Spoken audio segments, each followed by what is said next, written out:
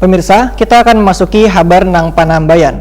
Berubahnya status Badan Hukum PDAM Banjarmasin menjadi Perseroda awalnya dikhawatirkan akan menghilangkan peran pengawasan DPRD Banjarmasin terhadap perusahaan Banyu Minum tersebut. Namun setelah dilakukan pembahasan, ternyata Dewan Banjarmasin masih bisa tetap melakukan pengawasan. Untuk kabar lengkapnya, mari kita simak yang satu ini.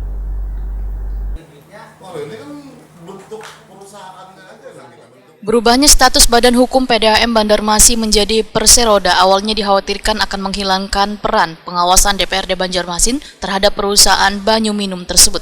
Namun setelah dilakukan pembahasan status Badan Hukum PDAM Banjarmasin, ternyata Dewan Banjarmasin masih tetap bisa melakukan pengawasan. Ketua Pansus Raperda Perubahan Status Badan Hukum PDAM Banjarmasin, Muhammad Faisal Haryadi, Waitakoni Prima TV memadahkan, ada beberapa klausul pasal yang memungkinkan Dewan untuk memegang kendali terhadap PDAM. Karena dengan berubah menjadi Perseroda, maka kebijakan PDAM semuanya tergantung keputusan rapat umum pemegang saham bersama direksi.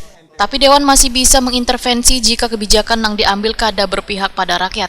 Politisi Partai Amanat Nasional ini pun menegaskan meski dengan status Perseroda, sistem permodalan PDAM kada berkonsep saham terbuka karena hanya diizinkan menerima saham dari pemerintah kota Banjarmasin, pemerintah Provinsi Kalimantan Selatan, dan pemerintah pusat. Menurut Muhammad Faisal Haryadi, wayahini pemerintah kota mempunyai saham sebanyak 81%, pemerintah Provinsi Kalimantan Selatan 13%, dan pemerintah pusat sebanyak 6%.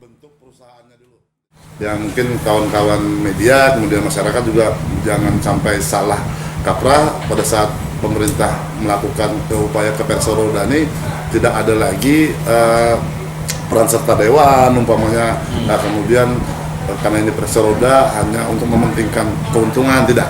Jadi memang ada beberapa pasal yang masih memungkinkan kita untuk memegang kendali keputusan, kemudian memberikan masukan-masukan sehingga PDAM ini menjadi sebuah bentuk perusahaan yang sehat, yang tidak tergantung oleh suntikan-suntikan pemerintah saja, namun juga bisa berupaya di bidang-bidang lain yang lebih menguntungkan di bidang air bersih. Muhammad Faisal Haryadi menambahkan Badan Hukum Perseroda lebih menguntungkan pemerintah dibandingkan Perumda atau PD.